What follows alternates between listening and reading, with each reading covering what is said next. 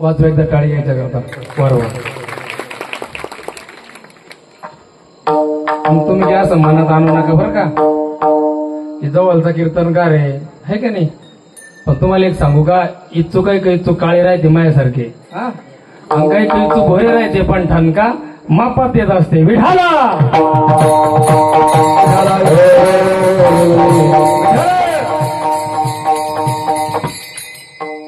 मस्त लक्ष देतो मी. जास्त टाइम मी बी कीर्तन करणार नाही, आहे की नाही. वातावरण खराब आहे, पण थोड्या वेळामध्ये गोड चिंतन देण्याचा आपण प्रयत्न करू बरं का. थोडंसं सावधान बसा, मस्त बिलकुल असं. हा टावर खालचे अशा असल्यावर बाकीचे मग आठ हुशार आहे म्हणून. हरी हरी हरी थोडा इको दे याला बोलूस तर. हा हरी बहुता वेळ भक्ताची काजा, बहुता वेळ भक्ताची काजा, ओसी केशी राजा माय बापा. तुझ्या पायी मज झालासे विश्वास, म्हणून आस मोकलिले. ऋषी मुनी सिद्ध साधक अपार, ऋषी मुनी सिद्ध साधक अपार, कळला विचार त्यासी तुझा. तुझे पायी मज झालासे विश्वास, म्हणून आस मोकलिले. नाही नास ते नाही नास ते सुख दिदले तयास, झाले ते उदास सर्व भावे. तुझ्या पायी मज झालासे विश्वास, म्हणून आस मोकलिले. तुका म्हणे सुख न माये मानसे, धरिले जिवेसी पाय तुझे. तुझ्या पायी मज झालासे विश्वास, म्हणून आस मोकलिले. विठ्ठल विठ्ठल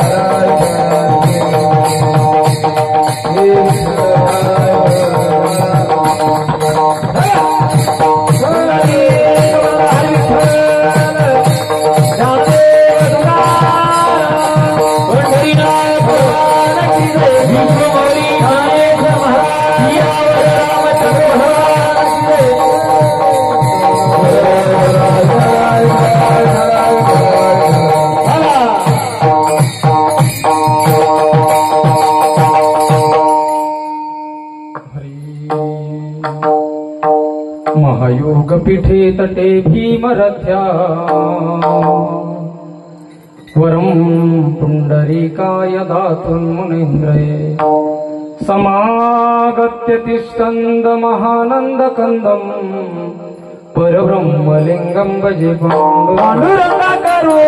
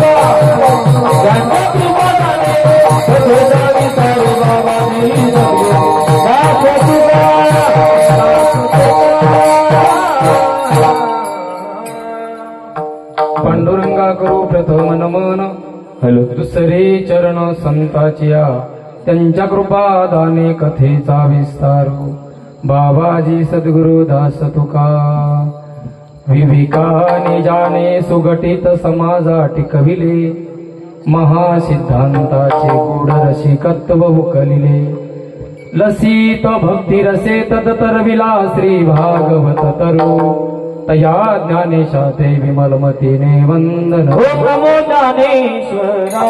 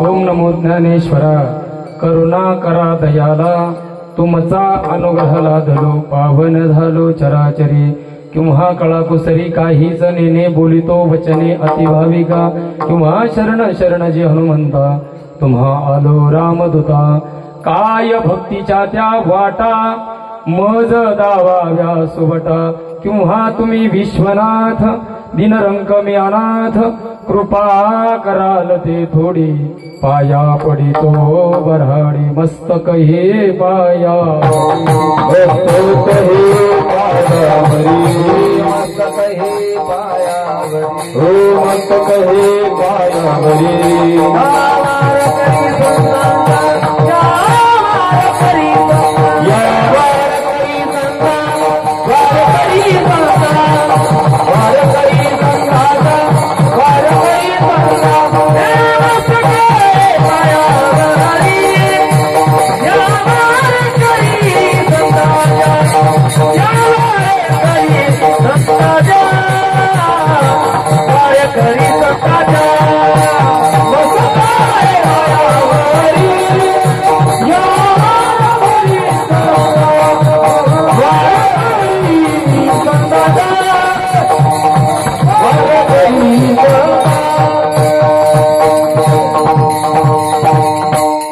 मस्तक माझा पायावरी या वारकरी संतांच्या शरण शरण एकनाथा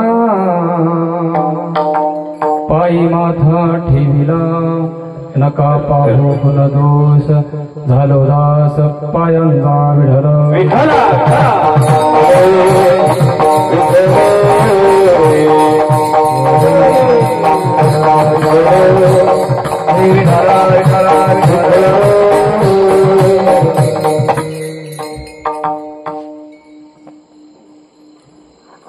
मस्त शांत वातावरण आहे की नाही. पाऊस बी उघडेल आज आता आहे की नाही.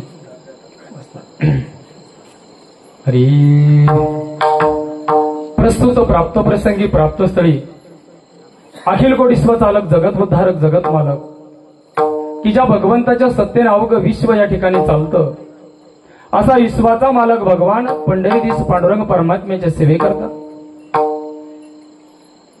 आजचा दिवस महाराज खरं म्हणजे काळा दिवस आहे बरं का महाराष्ट्रासाठी. तुम्ही म्हणसाल महाराज सुरुवातीलाच कसं थोडं मी प्रस्तावना केल्याच्या नंतर त्याच्यावरती बोलेल. तुम्हा आम्हा सर्व संत सज्जन मायबापांच्या सेवेकरता या ठिकाणी मी जो अभंग निवडलाय तो अभंग जगद्गुरु जगत वंदनीय देहू निवासी संत शिरोमणी वैराग्याचे महापुजारी चिन्मय स्वरूप की ज्या साधूला आमच्या वारकरी संप्रदायामध्ये कलशस्थानी अशा प्रकारचं स्थान आहे असे असणारे आमचे तुकोबा आहे यांचा हा 5 चरणाचा संतांच्या मालिकेतला हा अभंग विठाल.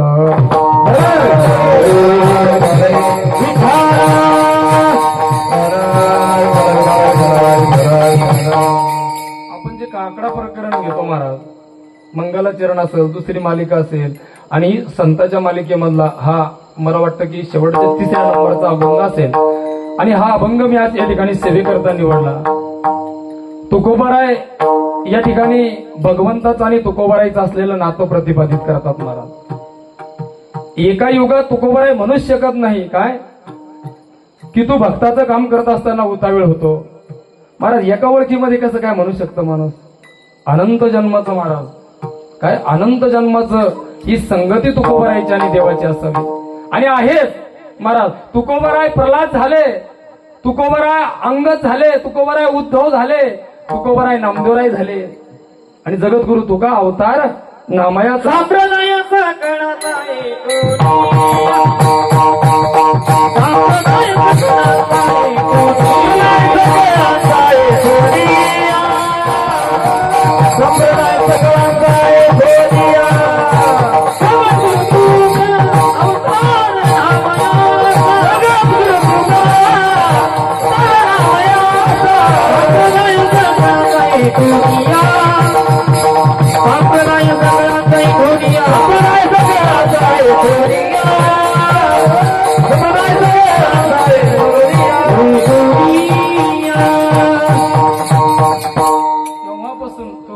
संगती म्हणजे अनंत जन्माची संगती तुकोबारायची आणि देवाची असली पाहिजे. आणि तुकोबाराय म्हणतात असू द्या बरं का तुकोबाराय म्हणतात की देवा तू आपल्या भक्ताचं काम करत असताना उतावीळ होतो बरं का. किती उतावीळ. उतावीळ या शब्दाचा अर्थ जरी आपण मला असं सरळ जरी बोललो आपण उतावळा नवरा गुडघ्याला बाशिंग डायरेक्ट आता उतावळा शब्द आला की रिकामच आपला शब्द सुचतात त्या ठिकाणी. तुकोबाराय सांगता इतका उतावीळ होतो किती बहु उतावीळ. बहु या शब्दाचा अर्थ आहे हाती. जगाचा मालक आपल्या भक्ताचं काम करत असताना अति उतावीळ या ठिकाणी होतो. बहु उतावीळ भक्ताची आकाजा ओशी केशी राजा माय बापा. हे माय बापा तू आपल्या भक्ताचं काम करत असताना उतावीळ होतो आणि याचा मला तुझ्या पायावरती माझा विश्वास बसला की तू भक्ताचं काम करतो उतावीळ होतो म्हणून देवा मी तुझी या ठिकाणी काय करतो आहे तर आस या ठिकाणी करतो. का हो तुकोबाराय असं नेमकं कोणकोणत्या भक्ताला याचा चमत्कार याचा साक्षात्कार त्या ठिकाणी घडला तर तुकोबाराय सांगतात ऋषी मुनी सिद्ध साधक अपार. जे ऋषी आहे मुनी आहे सिद्ध आहे साधक अपार या लोकांना महाराज काहीतरी याचं कळालं. ऋषी मुनी सिद्ध साधक अपार कळलाय विचार त्याशी तुझा त्या लोकांना तुझा विचार कळाला की तू भक्ताचं काम त्या ठिकाणी करतो आणि केल्याच्या नंतर देवा मला सुद्धा तुझ्यावरती विश्वास बसला आणि म्हणून मी सुद्धा तुझी या ठिकाणी काय करतो आहो आज करतो. का हो तुकोबाराय असं नेमकं या भक्ताला देवाने दिलं तरी काय तर तुकोबाराय 4थ्या चरणामध्ये त्याचं यथार्थ वर्णन करतात. तुकोबाराय सांगताय तू का म्हणे सुख नाही नास ते सुख बर का, ते शब्द आला तिथं. कोणता? ते नाही नाश, ते ज्या सुखाचा नाश होत नाही, अविनाशी सुख तुम्ही काय केलं? त्यांना दिलं आणि ते सुख त्यांना मिळालं, म्हणून ते सर्व भावाने काहीतरी या देहावरती मला त्या ठिकाणी उदास त्या ठिकाणी झाले. आणि उदास झाल्याच्या नंतर त्यांची अवस्था कशी झाली तर तुका म्हणे सुख न माये मानसी, त्यांच्या मनात ते सुख मावलं नाही, म्हणून देवा तुझ्या पायावरती त्यांनी काही तर मला त्या ठिकाणी आस केली. विठ्ठल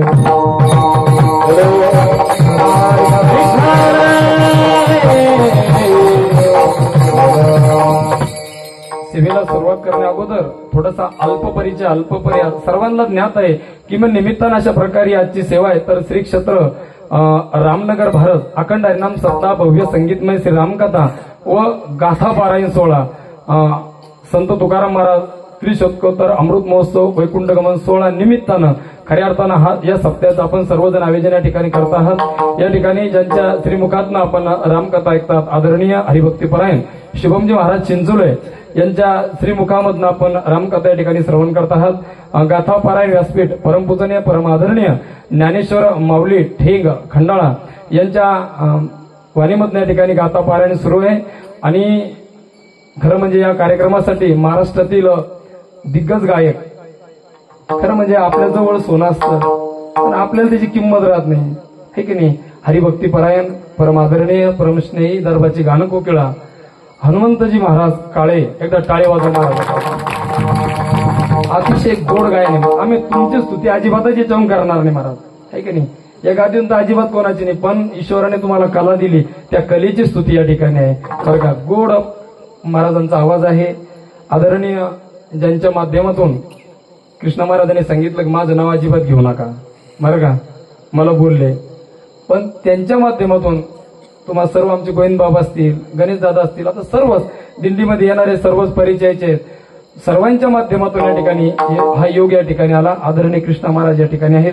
आणि आपल्या तालुक्याचं भूषण एक वारकरी व्यक्तिमत्व महाराज, की कीर्तनामध्ये कसा पाठ असावा, किती प्रमाण द्यायला पाहिजे, कसे द्यायला पाहिजे, याचं अचूक जर कोणाकडे ज्ञान असेल तर परमादरणीय परमस्नेही हरिभक्तीपरायण रामेश्वर दादा, एकदा यांच्याकरता टाळी वाजवा. अतिशय गोड स्वभाव महाराजांचा आणि गायनात सुद्धा तरबेज असणारे व्यक्तिमत्व. त्यानंतर आदरणीय आमचे वेदांत वावा हरिभक्तीपरायण निवृत्ती महाराज, आहे का नाही, वा. आदरणीय परत विदर्भाहून महाराजांच्या गावात आलेले हरिभक्तीपरायण विनोद दादा गालट, हे सुद्धा या ठिकाणी आहेत. गोड महाराजांचा हे स्वभाव आहे, हायमायासारखेच बरं का, उच्चे पुरे काळे नाही म्हणलं बरं म्या, हा गोड आहे. आदरणीय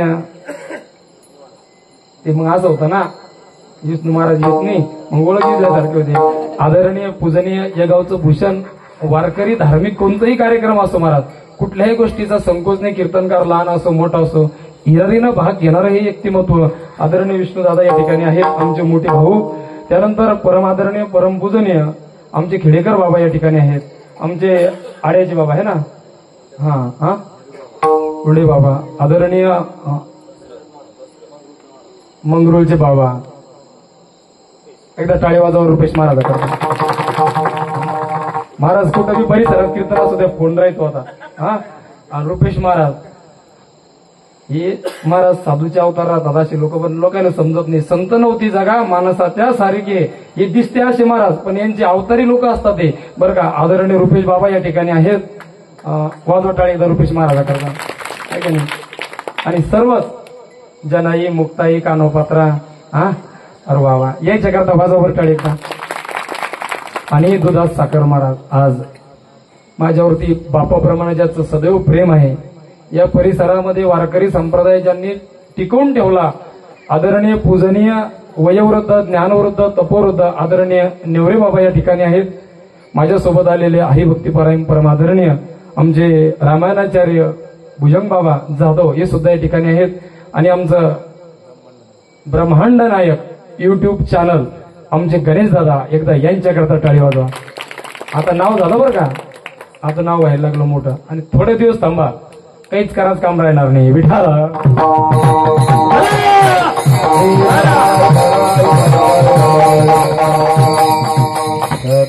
आवाज बारीक करू नका, आणि तुमचं बी नाव घेतो हा आहे की नाही. त्याने लगेच हात फिरवला त्याच्यावर लय शानपणा करू लागला. मी तसं करत नाही हा.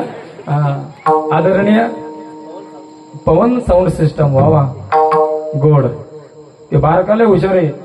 2च मॉनिटर लावले होते मागच्या वर्षी ह्याच्यामध्ये कुसळी असं साऊंड होतो म्हणे असं साऊंड होतो 2च लावले मग कीर्तन काढून घेतलं गोड बोलून. लय गोड बोले बरं का मागचा हा लय भारी. बरं असू द्या. आता तुम्ही माणसाने याचे बंद द्यायचे नावं घेतले आम्ही का तो केळीच बाग कापला का हा. आमची जागी आले कापर खेड्यावर आहे की नाही.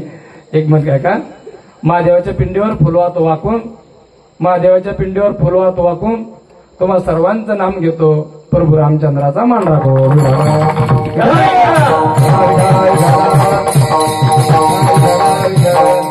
दोन उकले महाराज सोन्यासारखे हा. पूजनी आमचे चोपदार बाबा महाराज या वयात बी चोपदारी करतात आहे की नाही.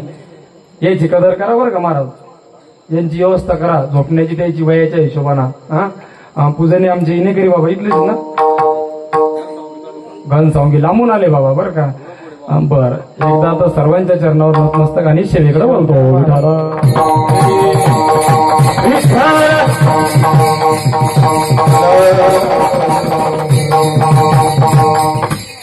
शंकर महाराज राहिले. अरे हाव रा पण मी काऊन ठेवले माहिती तुम्हाला. मी काही इथला फुटले तुम्हाला पण आता माहोल बनला त्याचा खरा की कोण आहे आपल्या गावातला हिरा विठ्ठला.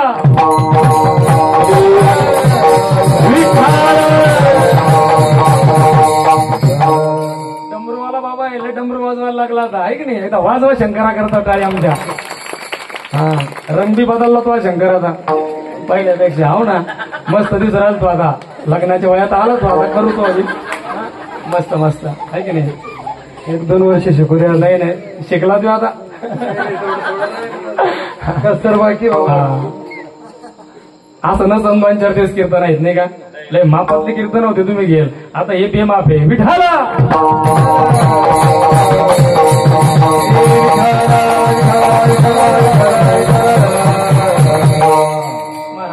खऱ्या अर्थानं आम्ही कशा करता सप्ते करायचे कशा करता आम्ही प्रवचन करायचे कशा करता एवढा मोठा 8 तास करायचा कशा करता करायचा गणेश दादा. या महाराज लोकांना काही काम धंदे नाही म्हणून हा का तुमच्यापाशी जास्त पैसे झाले म्हणून नाही महाराज.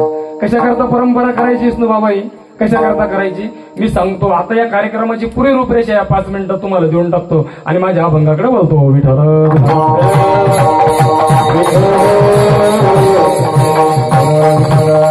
मी माझ्या कीर्तनाच्या प्रस्तावनेमध्ये प्रत्येक वेळेस हे सांगायला लागलो बाबा. आम्ही का करायचं कीर्तन हा.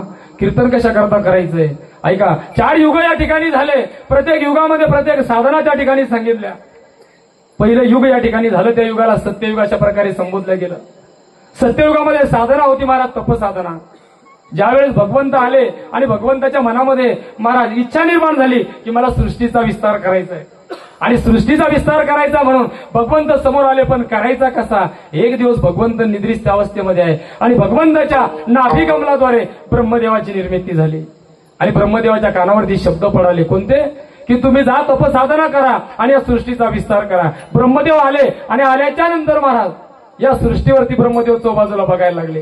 पूर्व पश्चिम उत्तर दक्षिण या 4ही बाजूला बघायला लागले आणि ब्रह्मदेवाला महाराज काही दिसेना. कारण का तो पहिलं कुठंच काही नव्हतं महाराज. पहिले कोठ नव्हते काही पहिले कोठ नव्हते काही पहिले कोठ नव्हते काही नव्हते काही. सूर्य तारा नाही चंद्र सूर्य तारा नाही चंद्र सूर्य तारा नाही चंद्र सूर्य तारा नाही. हे शून्य ते होते बाहेर अन्य शून्य ते होते बाहेर.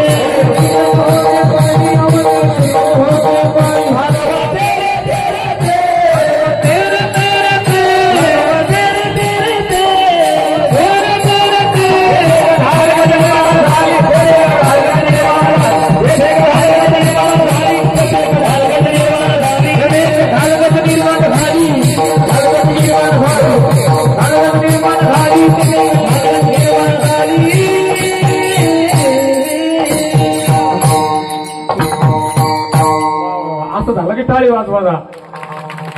शेजारी झोपत नाही आहे का नाही. खरा मुद्दा तो टाळीचा. बाकी जाऊ द्या पुढच्या टाळी आहे की नाही. महाराज पहिले कोठेच नव्हते काही चंद्र सूर्य तारा नाही अवघे शून्याचे होते पायी. कानोबा तेरे तेरे ते ब्रह्मदेवाला काही सुचना महाराज. काही सुचल्यानंतर परत ब्रह्मदेव नाभिकमलाद्वारे आत गेले आणि विचारलं भगवंताला नेमकं आहे काय. भगवंताने सांगितलं तपसाधना करा. परत आले, तपसाधना केली. फलश्रुती अशी झाली महाराज, फलश्रुती अशी झाली की ब्रह्मदेवाच्या नेत्रापासून एक पुत्र तयार झाला. त्याचं नाव आत्री त्या ठिकाणी ठेवण्यात आलं. खापरखेडची दाजी म्हणून आत्री त्या ठिकाणी ठेवण्यात आलं. आणि कर्दम ऋषीच्या 9 कन्या पैकी एक असणारी अनुसया आत्री ऋषीला देण्यात आली. लग्न झालं आणि दोघांना ब्रह्मदेवाने सांगितलं तुम्ही काय करा, सृष्टीचा विस्तार करा, तपसाधना करा. आणि त्यावेळेस तपसाधना केली. फलश्रुती अशी झाली जगाचे मालक ब्रह्म विष्णू महेश तिन्ही देव आत्री ऋषीच्या अनुसयाच्या पोटी जन्म घेतला. झालं कशानं तर त्यावेळेच्या तपसाधनेनं. विठ्ठल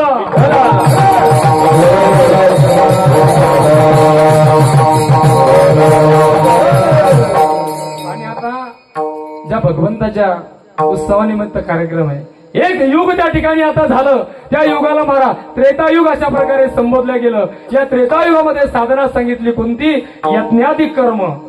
त्रेतायुगामध्ये यज्ञाधिक कर्म केल्या जायचे आणि त्या यज्ञाधिक कर्माचं तंतोतंत पालन भगवान श्रीराम प्रभूने केलं महाराज. बरं का, भगवान श्रीराम प्रभूनं त्या यज्ञाचं पालन केलं. ज्या वेळेस श्रावण बाळाचा वध राजा दशरथाच्या हाताने झाला, शापित झाले आणि शापित झाल्याच्या नंतर सांगितलं जसं आम्ही मरतोय पुत्र शोकानं तसं तू सुद्धा पुत्र शोकाने मरशील.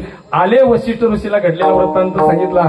वशिष्ठ ऋषीने सांगितलं बाबा तुम्ही एक काम करा, हा शाप नसून हा वरदान आहे. तुम्ही काय करा, पुत्र कामेष्टी नावाचा यज्ञ आरंभ करा. महाराज पुत्र कामेष्टी नावाचा यज्ञ आरंभ केला. फलश्रुती यज्ञ नारायण प्रगट झाले आणि यज्ञ नारायण प्रगट झाल्याच्या नंतर पिंड आणलं आणि ते पिंड वशिष्ठाच्या हातात दिलं. वशिष्ठ ऋषीने राजा दशरथाकडे दिलं आणि राजा दशरथानं तिन्ही राण्याला त्या ठिकाणी वाटून दिलं. कौशल्य मातेनं प्रसाद घेतला. फलश्रुती महाराज जगाचा मालक भगवान रामचंद्र प्रभू आईसाहेब कौशल्य मात्याच्या पोटी जन्माला आला. झालं कशानं, त्या तिच्या यज्ञाधिक कर्मानं. विठ्ठल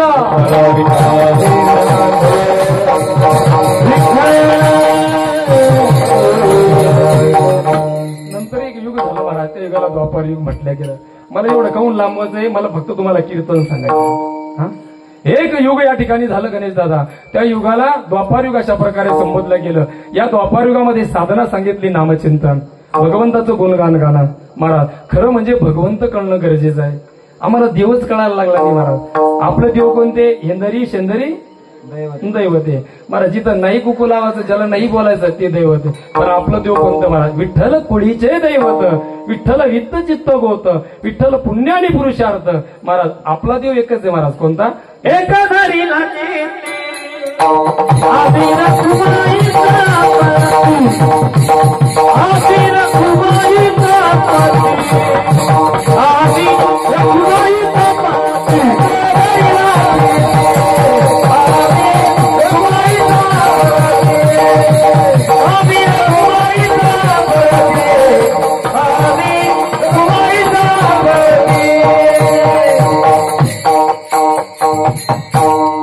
जाऊ द्या नाही तर करतील घाणी टका. आता काही होत नाही, पाणी पडेल. आता वल्लभी झालं काही होत नाही बघा. आणि आता याच्यानंतर एखादं उठलं ना फक्त लगेवाले सांगा, एखादा जर उठलं तर याद राखा मग आता विडाला.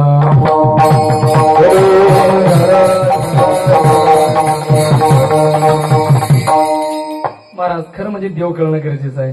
देव म्हणायचं कोणाला भाऊजी आम्ही माऊली ज्ञानोबरायच्या भाषेत जर बोलायचं झालं, माऊली ज्ञानोबराय बोलता ऐका यशस्वी औदार्य ज्ञान वैराग्य ऐश्वर्य हे 6 गुणवर्य वस्तीचे म्हणून तो भगवंतू का.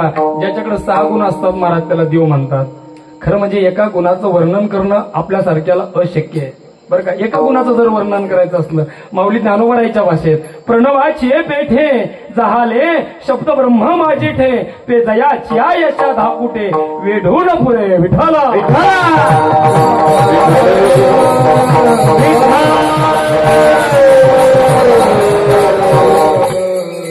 कमी पडला गणेश दादा येत देवाचं वर्णन करतो. वेदा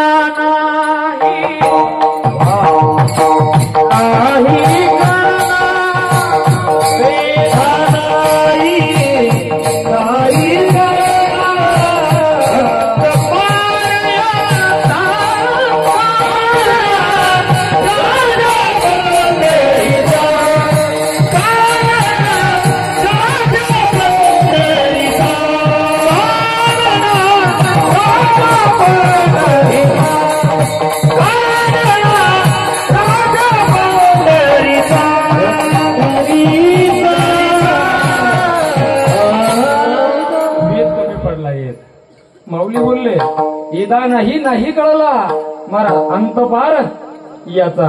आता बाकीचे जर आपण 5 सांगायला गेलो तर आपलं कीर्तन होऊन जाईल बरं का. हा या श्री अवतारे ज्ञान खरं म्हणजे ज्ञान याच्यापासूनच सुरू झालं. तो श्रीकृष्ण ज्ञान दीपू, कारण ज्ञानाचा दीपच तो श्रीकृष्ण आहे महाराज.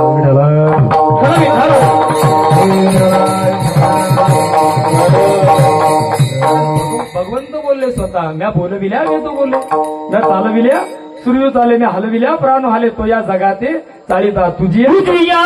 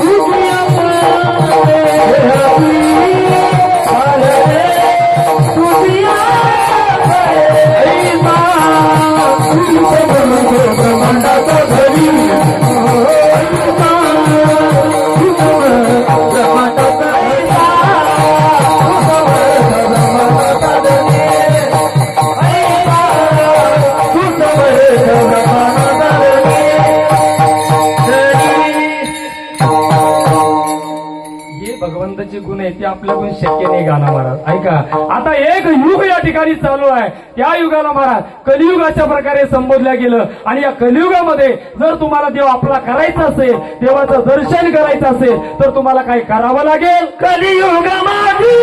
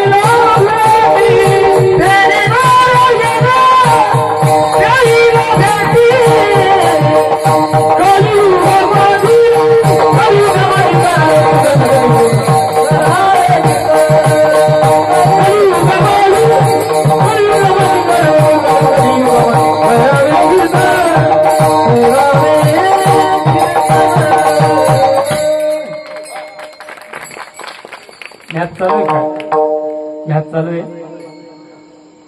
मागचं बी पिवळ्यावाला नाही, बी पिवळ्या रागनाथ मानभर मी तुमचा भाऊ आहे. मोबाईलच चालू आहे, मोबाईल नाही सत्यानाश लावला महाराज. हा किती मस्त चालू आहे आता हे, आहे की नाही. बरं चालू होता ना, इतक्यात बी ते मोबाईलच चालू आहे. त्यामुळे ते 2 जण मागचे हा आणि हे मोबाईलला महाराज मोबाईल चांगलं आहे पण कुठं पाहावं काय करावं. या मोबाईलला एवढा सत्यानाश लावला अक्का. तुम्ही विलेज बारीक झाल्या बंद पहिल्या आल्यानंतर होता अशा होत्या सूर्यफुलासारख्या होत्या.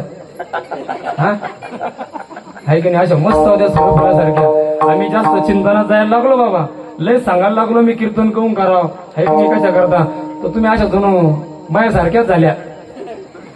पण आता मग कंपनीचा प्रॉब्लेम आहे, तुमचे चांगले आहे की नाही.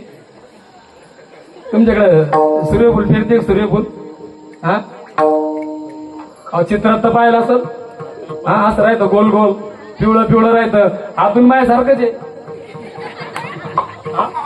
नाही कळलं का, ज्याला नाही कळलं त्याला रामकृष्ण हरी, ज्याला कळलं त्याला जे हरी, आहे की नाही. या मोबाईल आहे ना सत्यानाश लावला आपलं एवढं चाललं होतं. मोबाईल पाहायचा बाळा, अभ्यास करायचा, मग कवा बी नाही पाहायचा आणि काही बी नाही पाहायचं, आहे की नाही. काय झालं महाराज परवा दिवशी ना शंकर महाराज होता टुंग ना करू तुम्ही. हा मी पहिलाच बेसवर आहे आणि पुन्हा बेसवरून जातो, आहे की नाही. तुमचं चालल्या. हा परवा दिवशी काय झालं, आत्या परवा दिवशी आमच्या शेजारी एक काकू आहे दीपा, आणि त्या काकूकडे मी पाहिलं. आता आमच्या दिंडीत गेलो होते आप्पा काकू, सस्त्या 3 पैठणी आणल्या काकूना पैठणून दिंडीत सस्त्या. आणि काकू सकाळी पाहिली अशी नटली, काकू अशी नटली हाय मायासारखीच, पण अशी नटली बरं का काकू. शालू नेसला पैठणचा. मी म्हणलं काकू आज कुठे जायचंय, मला म्हणे चुप आहेस. तिला माहित होती याला काय सांगाव, हा 2 घंटे जाऊन भारतमध्ये हेच कीर्तन करून टाकन. कोणतं काकून काही सांगितलं नाही. मी गेलो महाराज दुपारा कालच कीर्तन करून आलो आणि काकून मग मला बोलवलं. म्हणे हे महाराज, म्हणलं काय इकडे ये म्हणे. मी गेलो बघ घरात, पुढची गिडची टाकली आणि काकूनला आवाज द्याला, सुनबाई. म्हणलं सुनबाई, दारात मांडव नाही काही नाही, कशी काय सुनबाई. म्हणे सुनबाई हे आपला महाराज आहे, याच्या पाया पड. भुजंग बाबा नवी नवरी आली, हा ते हिरव्या बांगड्या, ते नवरीचा थाट, ती आली माझ्या पाया पडली. म्हणलं काकू कोण आहे. म्हणे चुप्पईस म्हणे, गण हिंडत होता म्हणे गावाच्या गाव, प्रत्येक वेळेस तुला म्हणत होते एखादी पोरगी पाय, एखादी पोरगी पाय. आता लोक एक पोरगी पाहिली नाही, मी आणली म्हणे आता सून करून. म्हणलं काकू लगेच सकाळी गेली दुपार आणली. म्हणजे तशी जाणावं लागते आता भेटू राहिल्या नाही, गच्ची बांधावं लागते म्हणजे तशा. हा मी म्हणलं बरं बाबा, पण म्हणलं काकू शोभलं नाही कडाय. अगं महाराजाचं घर आहे आपलं, लोक काय म्हणतील मंगल असतं का 5, एखाद्या राम मंदिरावर महादेव मंदिरावर कुठं कोण येऊन 5 मंगल असतं का. सप्तपावली थोडी पूजा तर करायला पाहिजे, बरोबर आहे की नाही बाबा. पण म्हणलं आता तो काहीच केलं नाही. एक काम कर, निदान या राजूरला पाय पडायला पाठव. आता हे तुमच्यामुळे चालू करतो कीर्तन, पण राग नको म्हणू. राजूरला पाय पडायला पाठव. महाराज निघले, मग मी मोटरसायकल दिली द्यायला आणि 2 जण निघले. ती पोरगीन पोरग ते काही बोलेल नव्हतं जास्त. काल लग्न झालं, काल सोयरी झाली, आज लग्न झालं, त्याला काही मोबाईल द्यायला नव्हते. नाही तर 20,000चा मोबाईल आणि 40,000चा बॅलन्स, बरोबर आहे की नाही दादा. बॅलन्स ती काही बोलेल नव्हते. आता 2 नवरा बायको निघले पा गाडीवर. आता एक बारीक पोरगी अशी ती लागली त्याच्यामध्ये जायला कलोरी. मागा त्या पोरीला माग म्हणला, ती पोरगी मागत आली. म्हणलं त्याचं आत्ताच काल लग्न झालं, अजून पोरगी बोलेल नाही, जाऊ दे दोघायला मोकळ्या म्हणा, निदान दोघं बोलतील मोकळे होतील. आणि दादा गेले नवरा बायको कुठं राजूरला पाया पडलं. पाया घ्या पडले बा. आता तिकून येताना 2 रसवंत आहे पा, एक देळेगावन पाठीवर आहे आणि गणेशपूर पाठीवर आहे. तुम्हाला पोटकिडे तुम्ही रसवंत द्यायचे, आपण समजेच हा आहे का नाही. तुम्हाला समजे ठेपे माहितीये रसवंत्या कुठे येतं. आणली बा गाडी आणली त्या पोरांना, पोरगी माग बसेल. आता नवीनच बायको बसल्यावर तर ते थाटच जगणार आहे तुम्हाला. ती गाडी किती ना चालली काय चालली कळत नाही गणेश दादा. आलं ते देळेगाव पाठीवर आणि गाडी उभी केली अक्का त्यांना. आणि गाडी उभी केल्यानंतर माग पाहिलं त्यांना, ती पोरगी काहीच बोलली नाही. आता नवीन पोरगी ती काय बोलून, मग याला राग आला मला. जसा राग आला यांच्याशी गाडी चालू केली, धूम मचाले, गाडी चालू केली जोरात. आणि गाडी आणली कुठं पुन्हा गणेशपूर. वा गणेशपूरच्या रसवंतीवर. आणि तिथं गाडी आणली, ती त्यानं गाडी थांबवली आणि मागं पाहिलं त्यांना. ते म्हणे कवा तुला काही ताण घेऊन लागली की नाही आज दिवशी. ती म्हणे माय कवाच लागली, पण कशी बोलू. पहिल्या ना असंच म्हणत्या विष्णू महाराज, कशी बोलू मागून वाटतं ना कायमचं आपल्याला नाही बोलू. इटली वटणी बरं का आमच्या गावची आहे की नाही. कशी बोलू म्हणे माय आम्हाला कवा ताण लागली. मग पहिल्यानं बायको बोलली, इतका आनंद झाला त्याला रसवाल्याला काय 2 रसला मसाला दाल की फॉर्म मध्ये आला ना, 2 रस आणले महाराज. आणि त्या पुरीनं रसाच गिलास घेतला. जसा गिलास घेतला गणू दादा तेवढ्यात आला तिच्या मायाचा फोन केला. ह्या मायानं लय सत्यानाश लावला इटल्याने आमच्या गावच्या. आता एकच दिवस झाला तकनी लग्न होऊन नवऱ्या संग राहू द्यायचं, कशा जग मारायला फोन लावायचा. लावला फोन लावला महाराज. ती पोरगी बसली फोनवर बोलत, रसाचा गिलास त्याला खाली ठेवून. या सण 2-3 दिवस हा पण मग चालू द्या. रसाचा गिलास खाली ठेवून द्याला आणि बसली मायला बोलत. एवढ्यात याला आला याच्या मित्राचा फोन, हे बी बसलो फोनवर बोलत. आणि ते रस पिता आलं गाडीकडे आणि गाडीवर ते रसाचा गिलास फेकून द्याला आणि फोनवर बोलत गाडीवर टांग टाकली, गाडीवर बसलो जाऊन. आता त्या राजूर पासून अकोला देव पाठीवर एक येडी बाई इंटी पाहिला असं ना तुम्ही बंद द्या ना.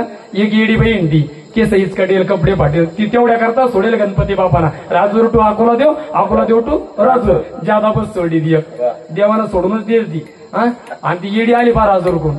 आता हे बसेल होतो फोनवर, जशी आली येडी तशी याच्या मागून गाडीवर बसली, लगेच त्याच्या खांद्यावर हात टाकून द्याला. याला वाटलं आपली झाली का. जशी गाडीवर किक मारली तर लगेच कुठं बोरगावात आमच्या जवळ घरी. आम्ही वाटच पाहत होतो कवा शिकेतो कवा याचा सत्यनारायण करतो. आम्ही वाटच पाहत होतो महाराज. आला जसं ती पोरगी पाहिली मी मागून अशी हिचकटेल केस ती हो चांगली नाही ती येडी आणली कुठून. ज्यांना माग पाहिला अक्का त्याची बीपी स्लो झाली, मोठी गाडी नेली, पोरगी घरी आणली. झालं कशानं या मोबाईल ना बिठाला.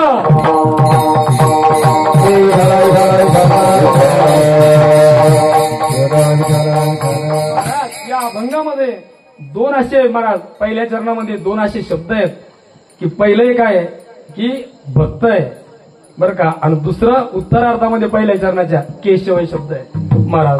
बरं का.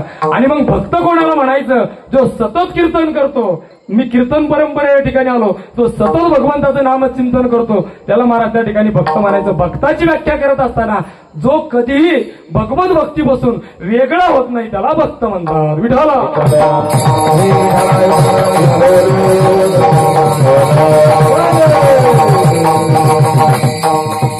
खरं म्हणजे भक्त याची व्याख्या करत असताना अनेक व्याख्या त्या ठिकाणी तयार होतात, पण आपल्याला इथलं दूर जायचं नाही. भागवतामध्ये महाराज भक्ताचे 3 प्रकार सांगितले. किती? 3 प्रकार भागवतामध्ये सांगितले. उत्तम, मध्यम आणि अधम. आता उत्तम भक्त कोणाला म्हणतो? जे चांगलं काम करतो त्याला उत्तम भक्त. महाराज मध्यम भक्त कोण? की तो मध्यमच आहे. आणि नीच भक्त मग तुम्हाला माहित आहे की नाही, अधम भक्त तो चांगलं काम होऊच देत नाही. बरं का. आता हे 3 प्रकार आहे. आणि गीतेमध्ये 4 भक्त सांगितले महाराज. किती भक्त सांगितले गीतेत? अर्थ, अर्थार्थी, जिज्ञासू आणि ज्ञानी. विठाला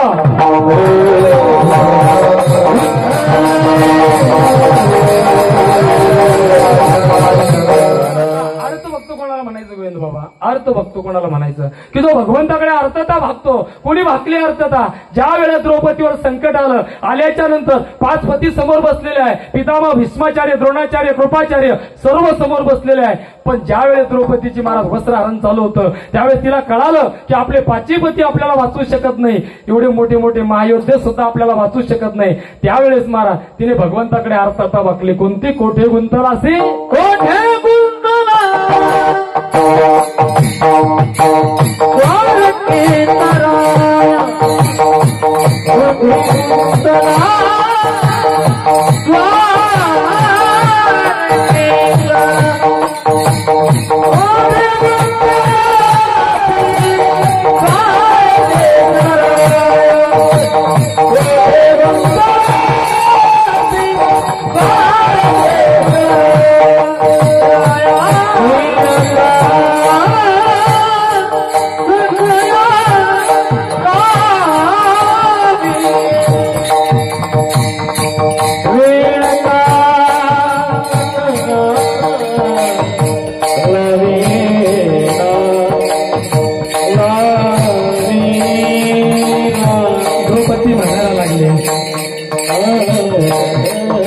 ज्यावेळेस वस्त्रहरण सुरू झालं आणि द्रौपदीने महाराज अर्थता माझ्या भगवान पांडुरंग परमात्म्याकडे म्हटले, हे राजा कोठे गुंतला तू काय वेळ लावली?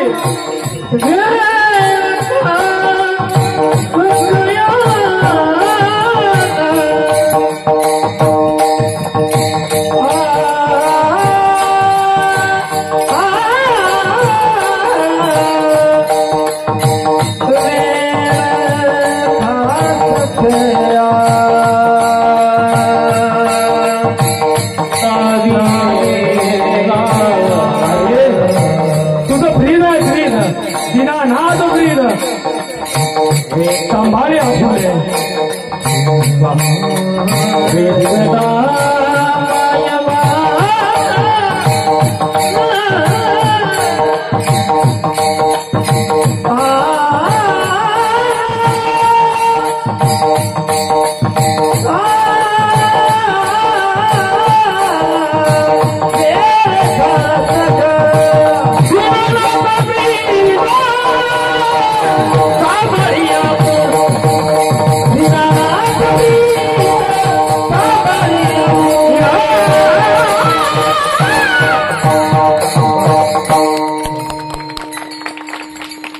कोठे गुंतलासी भारते चराया. करुणा भाटले महाराज, हे राजा तू कुठे गुंतला? तू काय वेळ लावतोय? आणि त्यावेळेस जगाचा मालक आला, नुसता आला नाही महाराज, स्वतः साडी झाला. विठ्ठल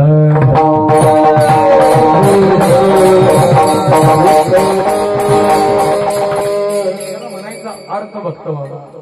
आणि 2 नंबरचा भक्त सांगितलं महाराज अर्थार्थी.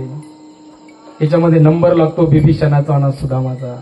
हरी सुदाम ब्राह्मण दुःखी दारिद्र्य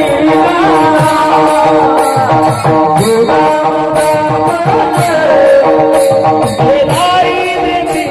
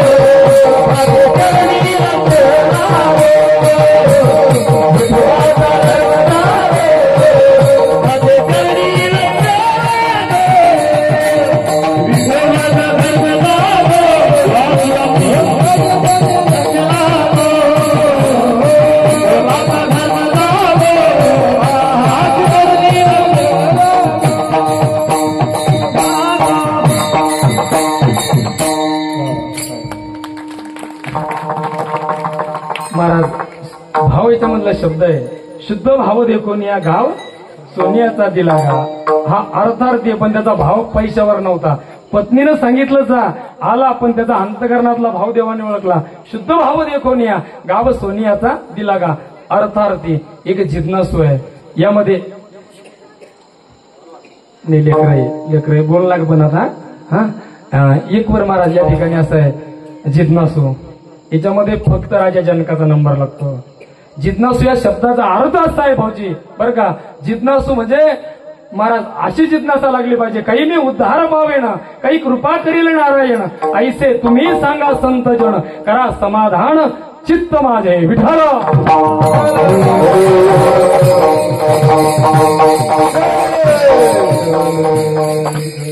एक भक्त सांगितला ज्ञानी सर्वात शेवटचा बरं का. आणि हा ज्ञानी भक्ती देवाला जास्त आवडतो. महाराज शास्त्रामध्ये एक न्याय सांगितला, वेगवेगळ्याचा गोड प्रसंग आहे बरं का. एक गोड प्रसंग असा आहे की ज्या वेळेस प्रभू रामचंद्र, सीतामय्या आणि लखनजी व्यासपीठावरती बसलेले आहे, सिंहासनावरती बसलेले आहे, त्यावेळेस महाराज देवऋषी नारद महर्षी त्या ठिकाणी आले बरं का. आणि आल्याच्या नंतर देवऋषी नारद महर्षी भगवान रामप्रभूला बोलताय. त्रेतायुगामधली घटना आहे. प्रभू तुमच्याकडं भक्ताची यादी असेल.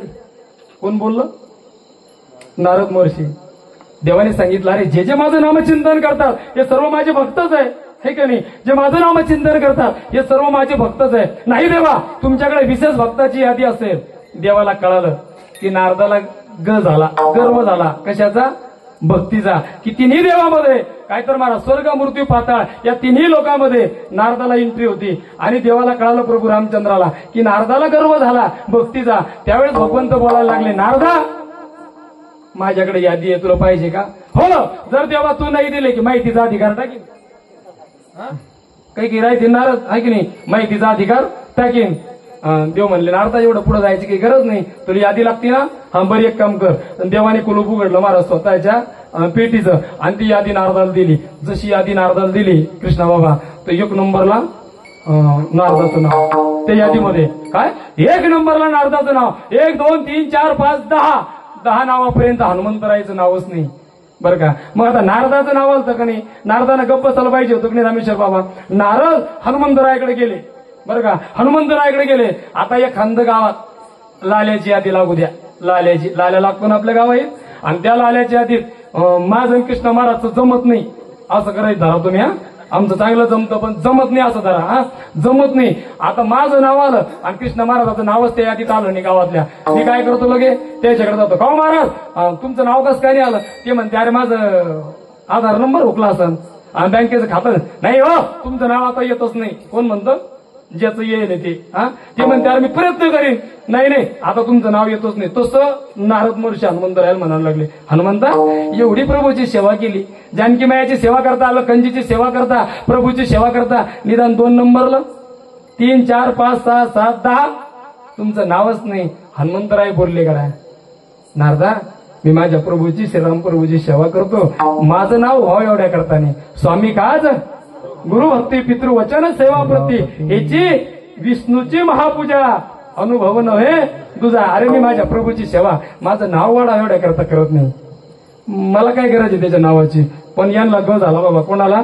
नारद महर्षीला. आणि ती चिडवायला लागले. हनुमंतराय म्हणले नारदा थोडं शांत बैस. अरे तुला जी यादी दिली ही यादी 2 नंबरची. 1 नंबरची यादी जानकी मैयाना सोन्याच्या कुलपामध्ये सोन्याच्या कपाटात ठेवली. तू जाऊन विचार. महाराज नारद महर्षी भगवान रामप्रभूकडे आले आणि विचारलं प्रभू खरंच का 1 नंबरची यादी तुमच्याकडे आहे? म्हणे हो माझ्याकडे नाही पण जानकीच्या कपाटात आहे बरं का. सोन्याचं कपाट सोन्याचं कुलूप आहे. तू जानकी मायेकडे जा आणि त्यांना तू ती यादी घे. महाराज गेले नारद महर्षी जानकी मैयाला साष्टांग दंडवत प्रणिपात केला. कुशल मंगल विचारलं कसं काय नारदा? काही नाही म्हणे मैया अगोदर प्रभूने यादी दिली, माझं 1 नंबरला नाव आहे आणि जी खरी नादी आहे ती देवाकडे म्हणे. म्हणे हो तुमच्याकडे आहे म्हणे. हो माझ्याकडे आहे म्हणे. यादी द्या. मैयानं काय केलं ते कपाट उघडलं आणि ती यादी नारदाच्या हातात दिली. महाराज यादी नंबर 1ला जशी हातात दिली तसं 1 नंबरला नाव हनुमंत राहायचं. कोणाचं नाव 1 नंबरला? हनुमंतरायचं महाराज. आणि हनुमंतरायचं नाव 1 नंबरला आलं. नारदाचा चेहरा पडला आणि नारद प्रभू रामचंद्राकडे गेले आणि सांगितलं प्रभू हे असा पंक्तीभेद का करताय? हा मी तुमचा भक्त आहे, माझं नाव 2 नंबरच्या यादीत का? तर देवाने उत्तर दिलं, नारदा एक यादी अशी आहे ज्यांना मी आवडतो ती तुला दिलेली यादी आहे, आणि मला जी आवडता हीच 1 नंबरची यादी. विठाला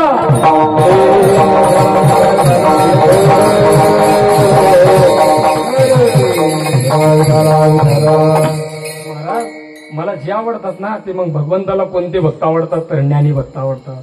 स्वतः भगवंत महाराज 7व्या अध्यायामध्ये 119 क्रमांकाच्या ओळीमध्ये माऊली ज्ञानोबराय वर्णन करताय, मनवोनी आपुला आल्या हिताचेनी लोभे, मजा आवडे तोही भक्त झोंबे, परी मीच करी वाला भे, ज्ञानी आहे को विठाला.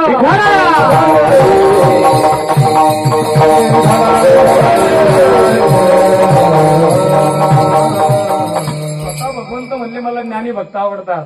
अतुलित बलधाम हेम शैलावधम धनुजुबन क्रशानो ज्ञानी नामाग्रगण्यम सकल गुण निधानम वानरा नामदिशम रघुपतीम प्रिय भक्तम वात जातम नमामि. विठाला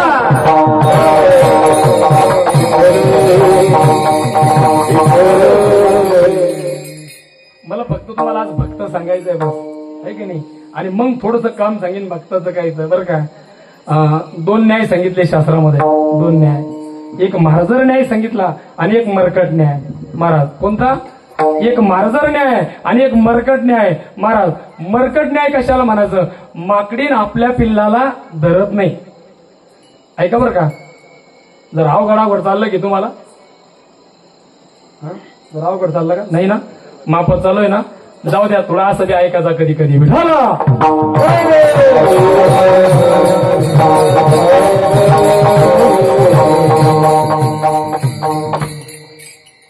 आता तुम्ही कवाची गोविंद बाबांनी पोरायला कवाची गुळ कोण नाही खवडायला, पण गुळ खाणं बंद करेल महाराज. मला काही शुगर नाही, डायबिटीस नाही, पण माणसावर बेतली ना अक्का की माणूस बंद करत असतं. करू द्या गुरकू असन ती गावची जागते रो म्हणून राहिले का? हा चहा आरामान करा बाळा, दावडो नका करू ना, आम्ही पिऊ. हा ऐका हा बिहारी घाव मग ती ना म्हणलं त्या तुला मग वाट राहील थोडी, त्याला काय समजणार आता चहा नका करून काय. विढाला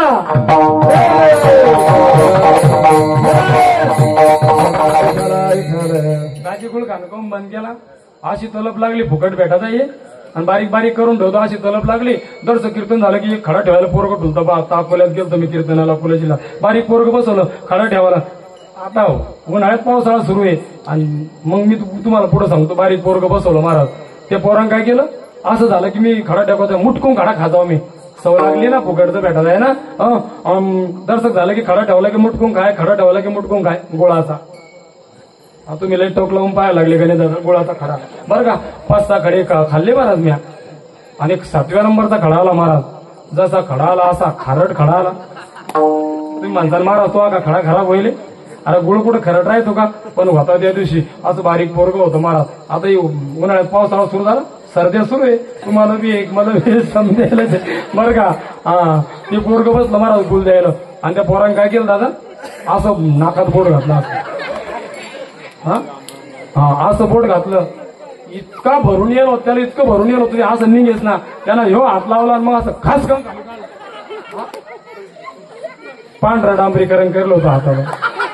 हा आणि त्याच खड्यात त्याच बोटानं काय केलं बाबा त्यानं, असा गुळाचा खडा पिळला आणि तोच खडा मायापाशी ठेवला.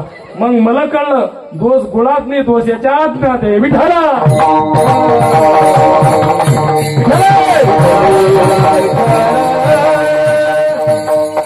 न्यायशास्त्रामध्ये सांगितले मला. एक न्याय सांगितला मरकट न्याय, आणि एक न्याय सांगितला मार्जर न्याय. महाराज मरकट न्याय असा आहे, माकडी या घरावरून त्या घरावर कुदते, या झाडावरून त्या झाडावर कुदते, तिच्या पिल्लाला तिला धरायची गरज नाही बरं का, तिला धरायची गरज नाही. तद्वे काही भक्त असे असतात ते देवाला ऑटोमॅटिक चिकटलेले असतात, देवाला त्यांना धरण्याची गरज नाही.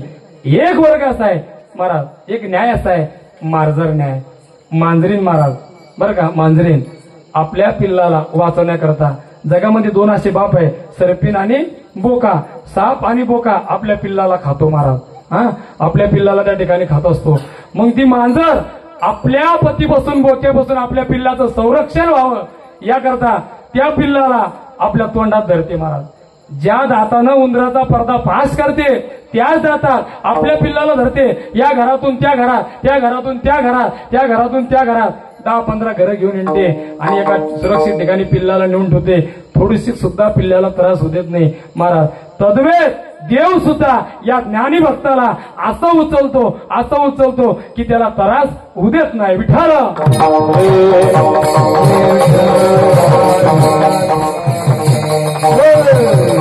आणि मग अशा असणाऱ्या ज्ञानी भक्ताचं देव काम करतो महाराज. देव कोणाचं काम करेल का महाराज? सदामया भक्तिका काही नाम धरी, काही नाम धरी, काही नाम धरी. सदामया भक्तिका काही नाम धरी, काही नाम धरी, काही नाम धरी.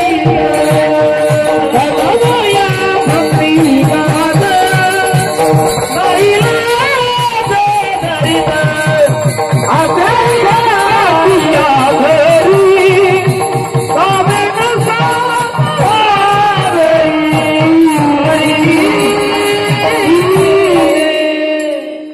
टाळी वाजवाय बघा. दोन प्रमाण दिलं महाराजांनी आणि अभंगाला कोशप्रमाणे त्यांनी सांगितलं का आता तिकडं बोला, आहे की नाही. असं बी गाड्या पाहिजे काही की गाडी रोडावर लावल्या गेली पाहिजे, आहे की नाही. बरं का, तिकडं वळा. महाराजांनी संदेश दिला. महाराज देव किती काम करतो महाराज आपल्यावर. तुमच्या आमच्या घरी रिकामा ऐकतो यायला, हा इतका रिकामा नाही महाराज.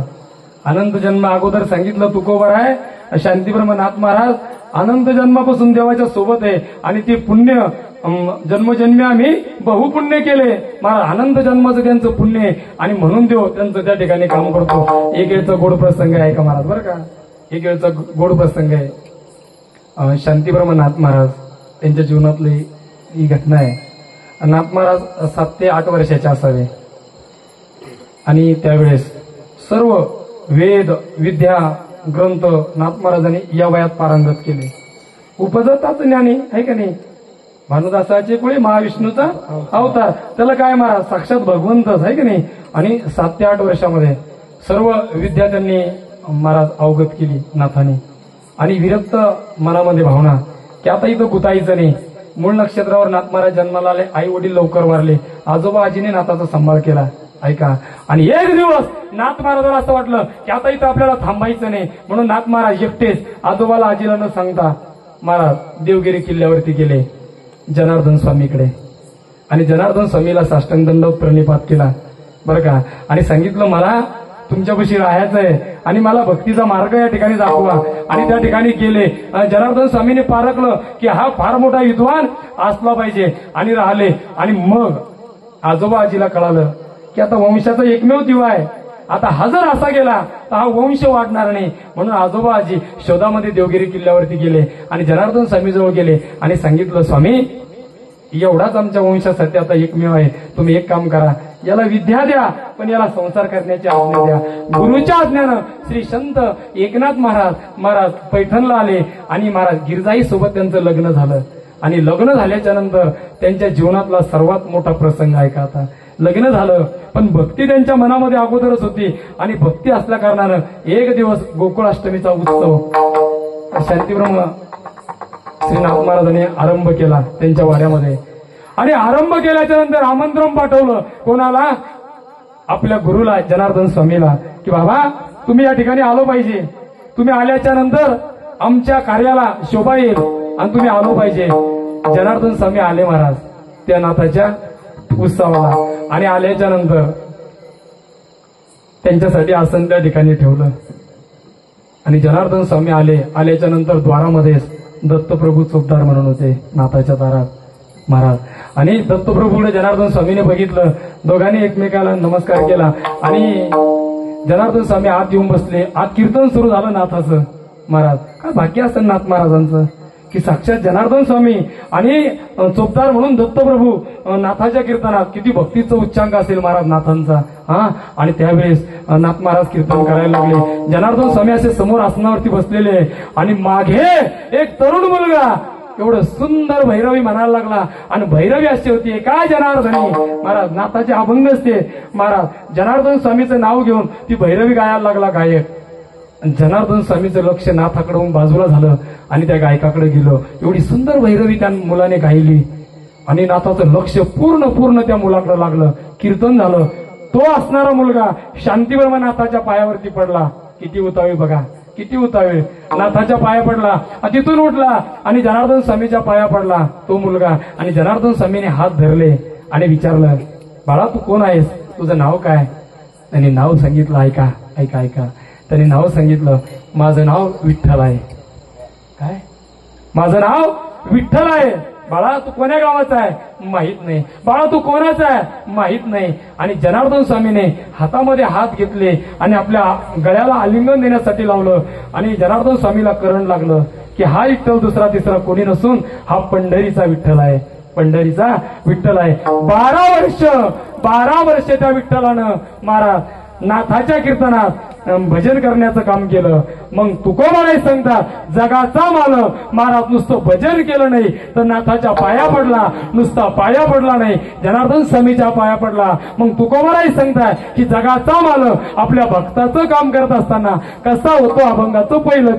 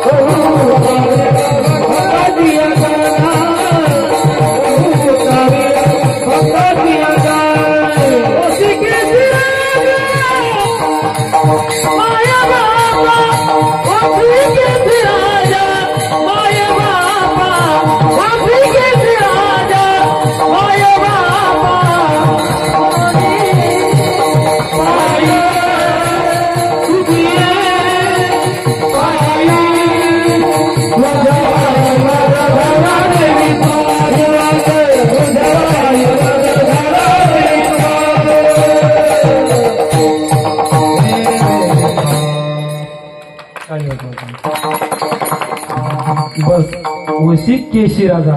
हा एवढ्यावर मी थोडं चिंतन निवडलं बरं का.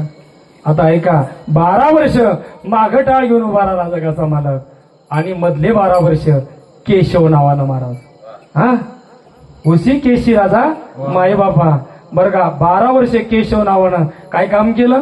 नाथाला पूजेचं सामान आणून द्यायचा.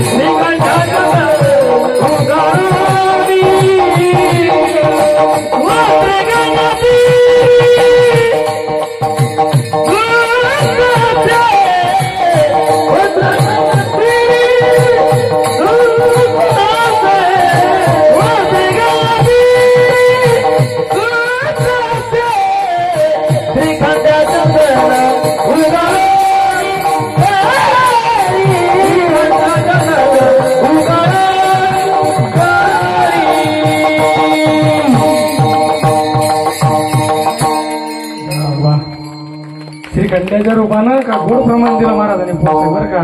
चंदन उगळून द्यायचा नाथांना. अरे किती खालचं काम आहे महाराज. काय चंदन उगळून द्यायचा? कोणाला चंदन उगळायचा? थोडं लक्ष द्या बरं का, बारीक लक्ष द्या. हसून खेळून तर कीर्तन किती ऐकल्या जातील महाराज. थोडं बारीक लक्ष द्या इथं. आता हे प्रमाण महाराजांचं झालं. कोण उगळून द्यायचं? श्रीखंड्या. कोणाला उगळून द्यायचा? नाथाला. नाथ कोण आहेत?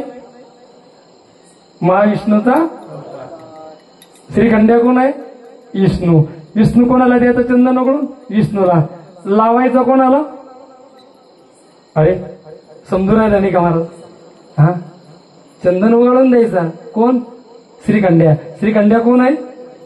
विष्णू. कोणाजवळ द्यायचा? नाथाजवळ. नाथ कोण आहेत? विष्णू. लावायचा कोणाला? विष्णूला. पहा, हा, श्रीखंड्या चंदन उघडून आहे की नाही? चंदन उघडून द्यायचा कोणाला? लावाला. आणि नाथ महाराजाला प्रश्न पडायचा. नाथ महाराज स्वतः म्हणायचे, आता माझीच पूजा मी करायला लागलो. हा, नाथ महाराज त्यांना कळत नव्हतं का महाराज? माझीच पूजा मी आता करायला लागलो. आणि नाथ महाराजांना ते थोडस असंभव वाटायचं. पण बरं का, पण महाराज नाथ महाराज त्या ठिकाणी किती वस्त्र धुवून आणायचे नाथाचे. हा, किती खालचं काम. नाथ महाराजाचं धोतर धुवून आणायचा. आणि झालं मागचे 12 वर्ष महाराज काय केलं? कावडीनं पाणी आणलं.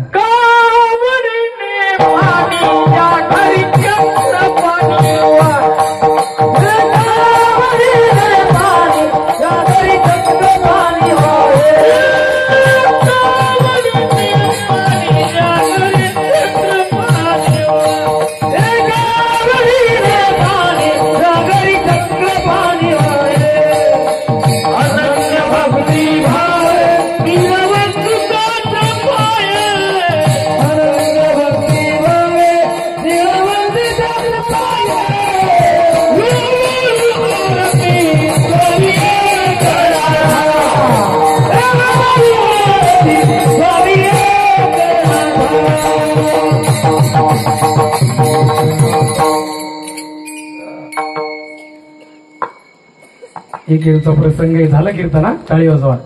झालं कीर्तन झालं. द्वारकेमध्ये महाराज एक भक्त देवाची आस करायला लागला. आणि आता मला देव भेटला पाहिजे. काय? द्वारकेमध्ये. आणि तो भक्त महाराज, मला आता देव केव्हा भेटेल, देव केव्हा भेटेल बाबा. आणि त्याच्या दृष्टांतामध्ये देव गेले. आणि देवाने सांगितलं, अरे तू मला भेटण्याकरता इकडे तू शोधू नको, द्वारकेत मी नाही. मी कुठं आहे?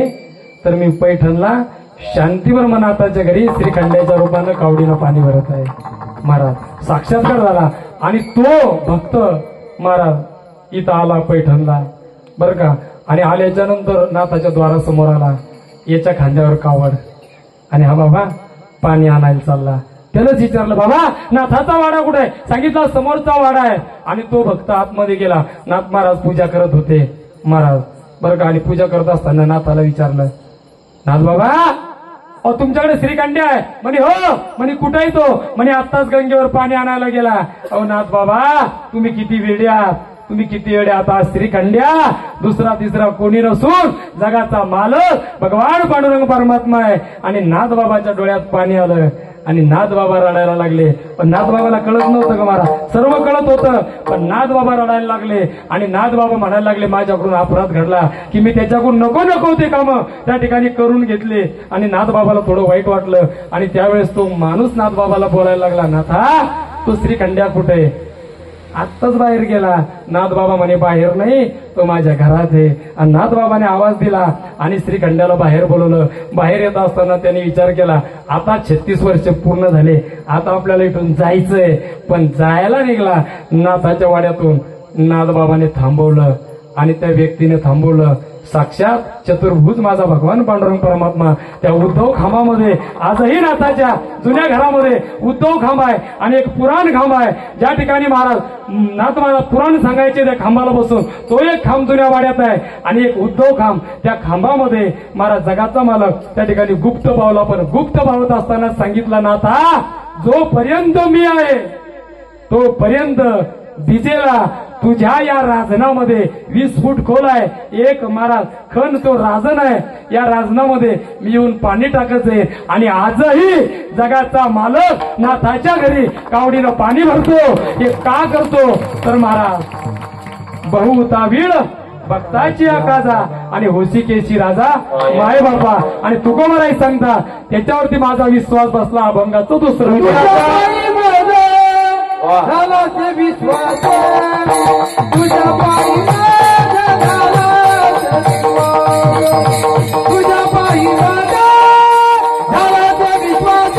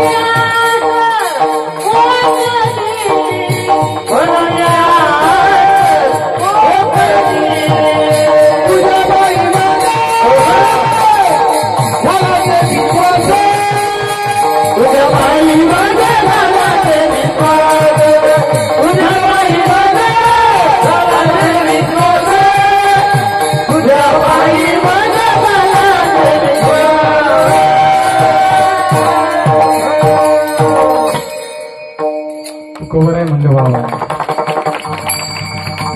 तुझ्या पायी मत झाला असे विश्वास. आज या महाराष्ट्राचा काळा दिवस एवढे करताय महाराज की आज रयतेचे राजे छत्रपती शिवाजी महाराज यांचा आज मृत्यू झाला होता. आता तो कसा झाला काय झाला हे लाईव्ह केलेलं आहे. आपल्याला जास्त आज जायचं नाही कारण एक एक शब्द कीर्तनकाराचे लोक घ्यायला लागले आणि लोक मागे लागले महाराज बरं का आहे की नाही. आता ते त्यांच्या बुद्धीचा दोष आहे का. देवावरती विश्वास कसा बसला तुकोबारायचा. एक वेळेस तुकोबारायचं लोहगावला कीर्तन होतं. पांडुरंग परमात्म्याच्या मंदिरामध्ये कीर्तन सुरू झालं कारण आज महाराजाचं थोडं स्मरण झालं पाहिजे. कारण आज काळा दिवस एवढ्या करता की फक्त अवघे 50 वर्ष राजे जगले. अजून तर 10-20 वर्ष जगले असते तर या जगावरती माझ्या राजानं राज्य केलं. अरे किती दूरदृष्टी महाराज. आज आम्हाला आमच्या शेतात शेततळं बांधता येत नाही. मोठ्या मोठ्या किल्ल्यावरती विहिरी खोदल्या आणि तिथं पाण्याचा शोध माझ्या राजानं लावला. असे किल्ले बांधले की महाराज इथं जर कोणी बोलत असेल तर प्रत्येक किल्ल्यामध्ये आवाज जातो. ही दूरदृष्टी फक्त माझ्या राजात आहे महाराज. हजारो किल्ले जिंकले माझ्या राजानं. हजारो किल्ले जिंकले. आज थोडं स्मरण राजाचं झालं पाहिजे. आज काळा दिवस एवढ्या करता की राजे लवकर गेले आणि चांगले माणसं लवकर जातात. माऊली ज्ञानोबाला लवकर गेले, तुकोबा लवकर गेले महाराज आणि माझे राजेही लवकर गेले. धर्मवीर संभाजीराजे सुद्धा लवकरच गेले. जे चांगले लोक असतात ते लवकर जात असतात. जाऊ द्या आपला विषय एवढा चालला की लोहगावला तुकोबारायचं कीर्तन आहे. आणि ज्यावेळेस रयतेचे राजे छत्रपती शिवाजी महाराज यांच्यावरती त्या राज्यकारभार करत असताना लोड यायचा डोक्यावरती. रोज युद्ध रोज युद्ध रोज युद्ध तुमच्या आमच्या करता. आणि एक दिवस एवढं मनावरती महाराज एवढं मनावरती दबाव राजाचा आला आणि आल्याच्या नंतर रयतेचे राजे छत्रपती शिवाजी महाराज टेन्शन आलं. इकडे तिकडे जात नव्हते. तुकोबारायचं कीर्तन कुठं आहे त्या कीर्तनात महाराज रयतेचे राजे येऊन बसायचे. का तर त्या कीर्तनातून धर्मनीतीचा व्यवहार जगद्गुरु तुकोबाराय छत्रपती शिवाजी महाराजांना शिकवायचे. विठाला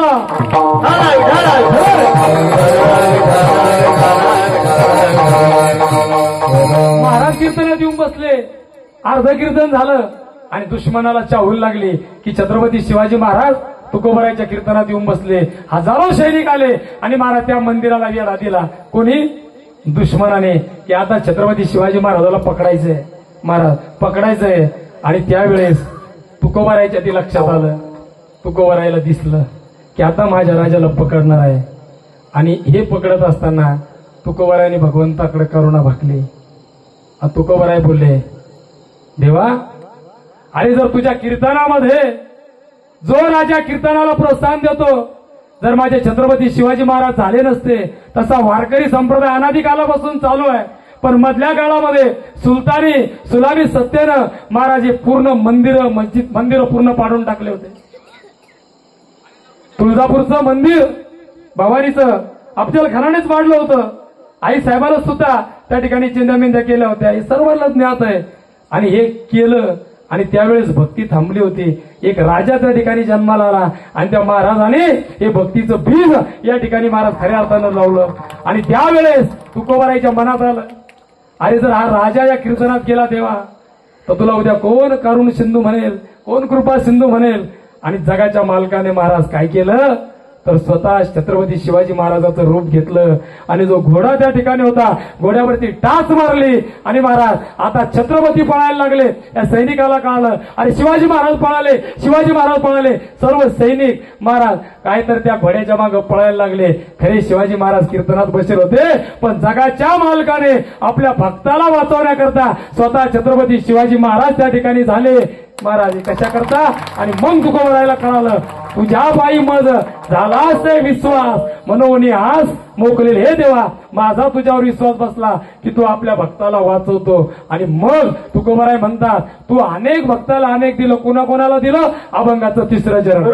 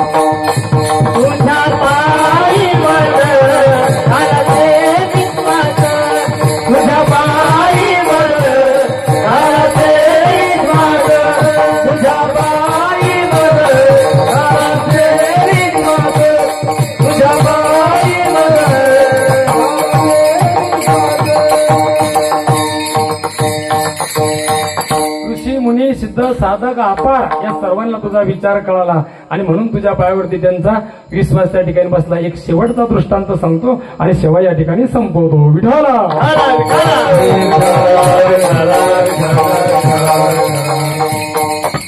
एवढा दृष्टांत तुम्ही पुढे लक्ष देऊन ऐका. बस झालं कीर्तनात 5 मिनिटांमध्ये सांगतो आणि 5 मिनिटं आपले राहिले असतील बरं का. अंदाजे 10:30 वाजावा. ऐका 5 मिनिटांमध्ये हा दृष्टांत सांगतो. एक राजा आहे भुजंग बाबा. एवढा राजा, एवढं मोठं वैभव, एवढी मोठी संपत्ती राजाकडं आणि ती संपत्ती असल्या कारणानं तो राजा कधी वारकऱ्याला जेव घालायचा नाही. वारकऱ्याला जेव घालायचा नाही. जे वारकरी पंढरीची पैठणची शेगावची वारी करायचे या लोकांना त्रास द्यायचा राजा. आणि त्या राजाचं एकमेव प्रेम आपल्या बायकोवर होतं. महाराज कोणावर? आपल्या बायकोवर. तो आपली बायको म्हणजे समजा काही समजायचा आणि तो जे संन्यासी महात्मे या लोकांना नावं ठेवायचा. अरे भगवंताने एवढं मोठं आपल्याला शरीर दिलं, अरे लग्न करा, मुलं बाळा करा, संसार करा असं तो म्हणायचा. कोण? राजा. आणि महाराज त्याचं सर्व प्रेम आपल्या पत्नीवर होतं. एक दिवस एक साधूची दिंडी त्या राजाच्या राजमाला समोरून चालली आणि दिंडी चालत असताना कृष्णा बाबा रामेश्वर महाराज तो त्या मालावरती होता वरती आणि तो काय करत होता ताई? आपल्या बायकोचे केस इसरत होता. एवढा दिल झाला महाराज. एवढा आपल्या बायकोचे केस इसरायचा कंगी घेऊन राजा मालावर बसून. आणि साधूची दिंडी निघाली. हसायला लागला, निंदा करायला लागला. अरे या लोकांना काही काम धंदे नाही म्हणे, रिकामी इकडे तिकडे बोंबलं धिंडतात. आणि ती ऐकलं दिंडी चाल का? दिंडी चालक हुशार राहते, दिसते येड्यावानी पण हुशार राहते बरं का. त्याने विचारलं, त्या पूर्ण दिंडी पुढे जाऊ दिली आणि तो दिंडी चालक थांबला. महाराज त्या राजाला खाली बोलवलं. राजा, अरे एवढं मोठं वैभव तुझ्याकडे, अरे निदान हे लोक त्या दारासमोरून चालले यांची पूजा कर.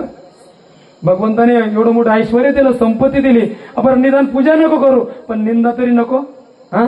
निंदा तरी करू नको. ते महाराज काहीच नाही ऐकलं ना, ऐकलं केलं. आणि त्यावेळेस त्या साधूने काय केलं? आपल्या झोळीमध्ये एक आंबा होता बरं का बाबा.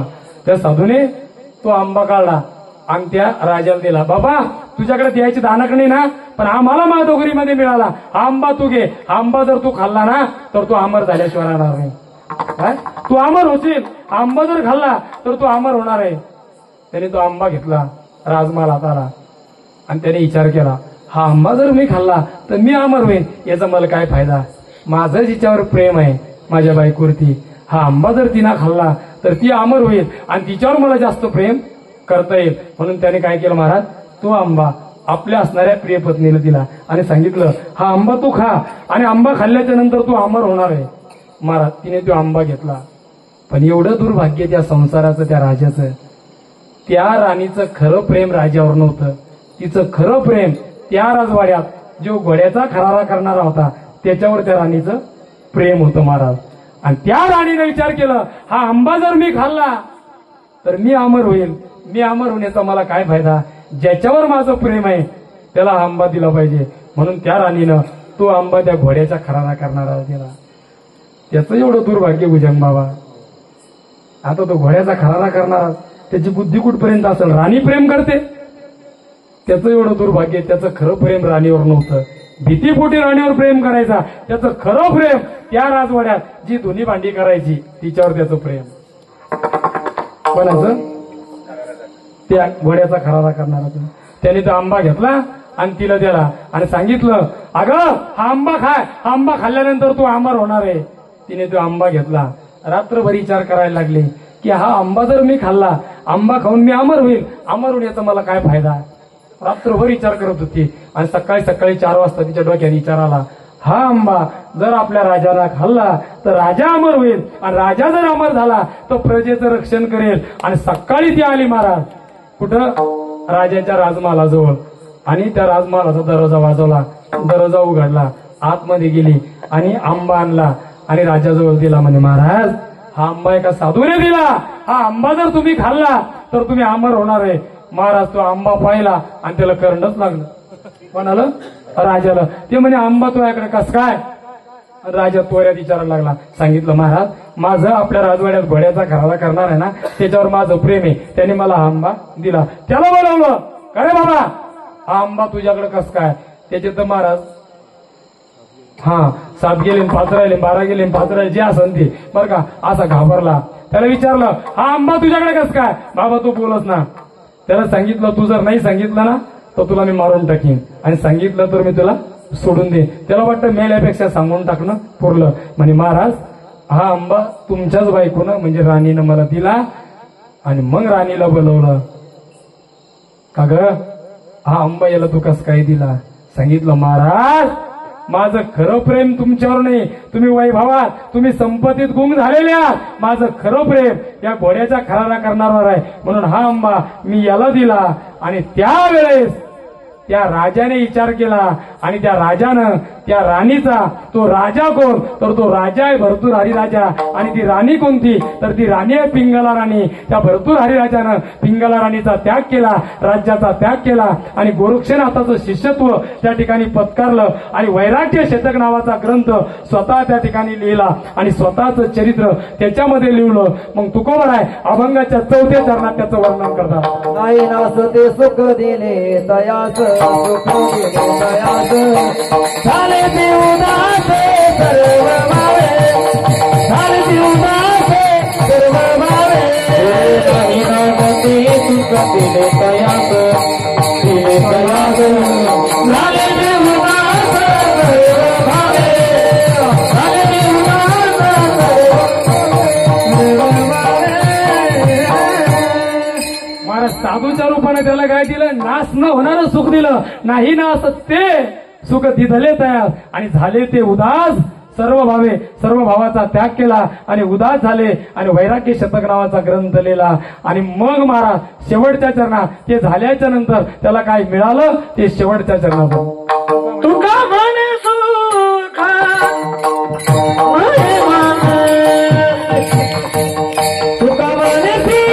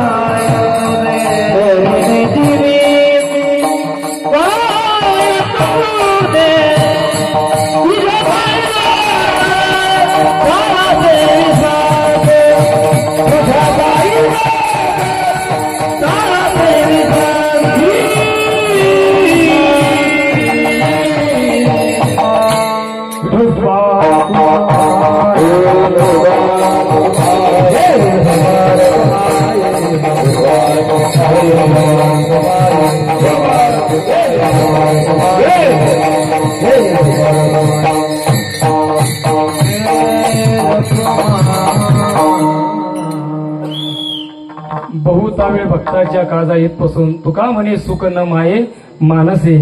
खऱ्या अर्थाने इथपर्यंत अभंगाचा अर्थ असा असेल, एकही योग्य नाही महाराज. पण माझ्या अल्पबुद्धी अल्पमतीप्रमाणे मला जे जे मांडता आलं बाबा ते मांडण्याच्या ठिकाणी प्रयत्न केला. जे योग्य असेल तो शांतीब्रह्म श्री संत एकनाथ महाराजांचा कृपाप्रसाद, माझे गुरुवर्य पूजनीय बाबांचा तो त्या ठिकाणी कृपाप्रसाद. बोलण्याच्या ओघामध्ये एक अर्धा शब्द मंगळ निघाला असेल, माझ्या वाणीचा दोष समजून आपण सर्वजण मला या ठिकाणी क्षमा करा. आपल्या धर्माचं रक्षण करा, आपल्या लेकरावर चांगले संस्कार टाका. आणि विशेष करून मुलीला एक भाऊ म्हणून झालं कीर्तन. ज्या आईनं 9 महिने 9 दिवस पोटात वागवलं त्या आईच्या डोळ्यात कधी पाणी येईल आणि बापाची कधी समाजात मान खाली होईल असं तुम्ही वागू नका बरं का, असं तुम्ही वागू नका. आणि तरुणांनी महाराज, जे जे तरुण पुढे सिगारेट वगैरे घेत असतील सोडून द्या व्यसन, आहे का नाही, व्यसन सोडून द्या बरं का. सोडा सोडा, हसण्यावर नेऊच नका, सोडा, तुमचं कल्याण होईल. झालेली सेवा माऊली ज्ञानोबरायच्या चरणी, जगद्गुरु तुकोबरायच्या चरणी, शांतीब्रह्म श्री संत नाथबाबांच्या चरणी, तुम्हा सर्व संत सज्जन मायबापांच्या चरणी सेवा या ठिकाणी आपण समर्पण करू. आणि एकदा सर्वजण वर हात करा, ज्यांना ज्यांना हात असतील त्यांनी बरं का वर हात करा. आणि एकदा शांतीब्रह्म श्री नाथ महाराजांचं आपण एकदा गोड भजन करू. भानुदास